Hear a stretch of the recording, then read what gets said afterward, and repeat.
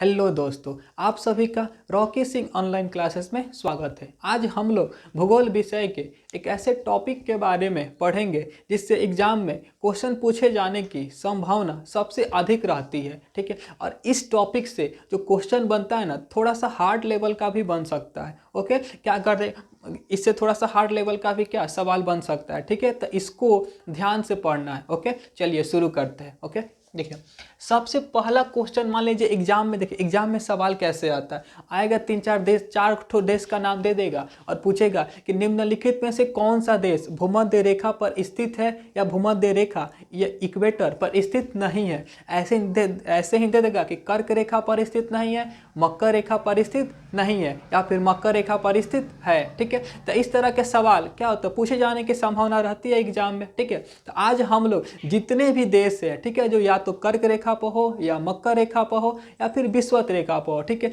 किसी भी एक लाइन पर स्थित हो, उन सब के बारे में पूरा डिटेल से पढ़ेंगे। चलिए शुरू करते हैं। ओके, देखिए सबसे पहला सवाल उठाते हैं कि भूमध्य रेखा, इसी को विषुवत रेखा या फिर इंग्लिश में इक्वेटर कहा जाता है। ठीक है, कि इस भूमध्य रेखा पर या इक्वेटर पर जो भी देश, इस कौन कौन से देश स्थित है। ठीक है, तो कुल मिलाकर 13 देश हैं जो क्या भूमध्य रेखा पर स्थित है। ओके, सबसे पहला देश आता है इक्वाडोर। ठीक है, देखिए नाम भी कितना मस्त है, इक्वाडोर किस पर स्थित है, इक्वेटर पर स्थित है। ओके, इक्वाडोर हो गया। दूसरा आता है कोलंबिया, उसके बाद से ब्राजील, ठीक है, गैबन, कांगो लोकतांत्रिक गणराज्य और कांगो रिपब्लिक, ये दो अलग अलग देश है। ठीक है, कांगो के ही नाम से। ओके, उसके बाद आता है Uganda, Kenya, Somalia, Maldives, Indonesia, Kiribati, Sao Tome और प्रिंसिप। ठीक है, तो कुल मिलाकर 13 देश हैं जो क्या भूमध्य रेखा पर स्थित है। कौन कौन से, यहाँ पर देख लीजिएगा, Ecuador, Colombia, Brazil, Gabon, Congo लोकतांत्रिक गणराज्य,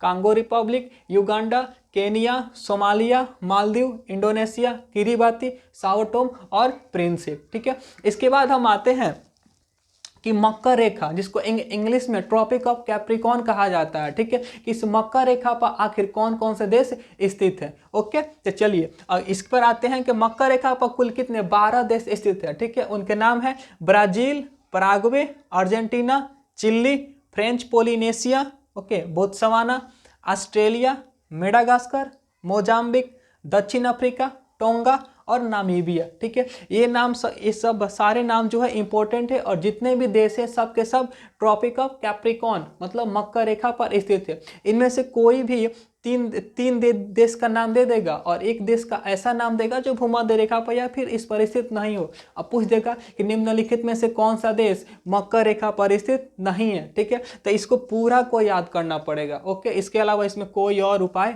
नहीं है। ऐसे ही हम लोग आते हैं कि कर्क रेखा पर आखिर कौन कौन से देश स्थित है। तो कर्क रेखा पर कुछ ज़्यादा ही देश स्थित है। ठीक है, तो कर्क रेखा पर कुल मिलाकर 18 देश स्थित हैं और ये थोड़ा हमारे लिए इंपॉर्टेंट हो जाता है क्योंकि यहाँ से सवाल भारत के पक्ष में भी पूछ दिया जाता है कि कौन सी रेखा भारत से होकर गुजरती है, कर्क रेखा, भूमध्य रेखा, मकर रेखा या इनमें से सभी। ठीक है, तो केवल कर्क रेखा ही भारत से होकर गुजरती है। ओके, तो इसको ध्यान रखिएगा कि चलिए पढ़ते हैं आगे कि कर्क रेखा पर स्थित देशों के नाम। तो सबसे पहला एक द्वीप मैंने पड़ जाता है, आइलैंड, हवाई द्वीप। ठीक है, ये कौन से देश के अंतर्गत आता है, तो अमेरिका के अंतर्गत आता है। हवाई द्वीप, बाहामास अमेरिका के पास वाला ही क्षेत्र है, मारितानिया, अल्जीरिया, लीबिया, मिस्र और हमारा देश भारत भी कर्क रेखा पर ही स्थित है। भारत, म्यांमार, ओमान, पश्चिमी सहारा, माली,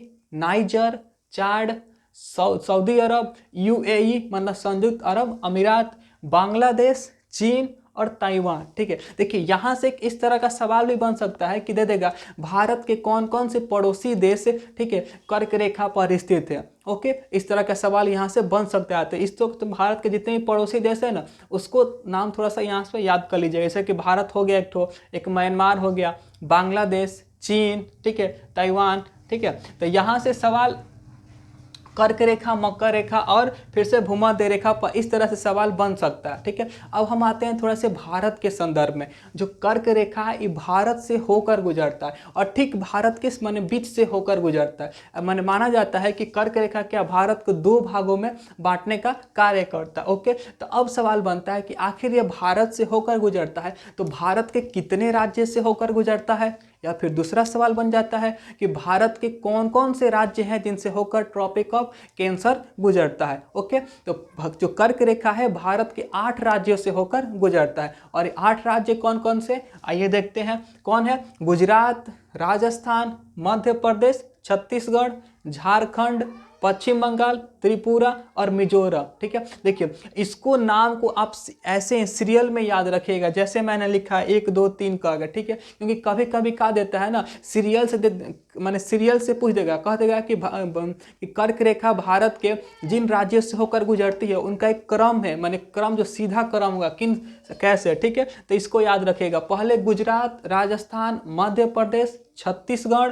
ठीक है, झारखंड, पश्चिम बंगाल, त्रिपुरा और मिजोरम। देखिए यहाँ से एक और सवाल बन सकता है कि जो कर्क रेखा है ना जो भारत के पूर्वी राज्य हैं तो कितने पूर्वी राज्य से होकर गुजरती है। तो पूर्वी राज्य मतलब वही उत्तर पूर्वी सबसे लास्ट वाला 2 ही है ना, एक त्रिपुरा और एक मिजोरम राज्य से होकर गुजर रही है। ठीक है, तो इसमें अब क्वेश्चन कैसे भी बनाया जा सकता है, बस आप केवल नाम याद रखिए, कैसे भी क्वेश्चन आएगा तो आप बना लीजिएगा। और उसके बाद एक और क्वेश्चन बन जाता है कि जो हमारा समय है इंडियन स्टैंडर्ड टाइम है, ठीक है, इसके लिए हमने क्या किया, जो 82.5 डिग्री ईस्ट लॉन्गिट्यूड है ना उसी से हमने अपना समय निर्धारित किया। ठीक है, भारतीय मानक समय। ओके, तो ये जो हमारा समय है, जो समय जैसे हम 82.5 डिग्री पूर्वी देशांतर से निर्धारित कर रहे हैं, ये आखिर कौन माने क्या है, भारत के कितने राज्य से होकर गुजरती है और उन राज्यों का नाम क्या है। ठीक है, तो ये भारत के 5 राज्यों से होकर गुजरती है। नाम कौन कौन से हैं आइए देखते हैं। तो पहला नाम सबसे ऊपर से आते हैं, ठीक है,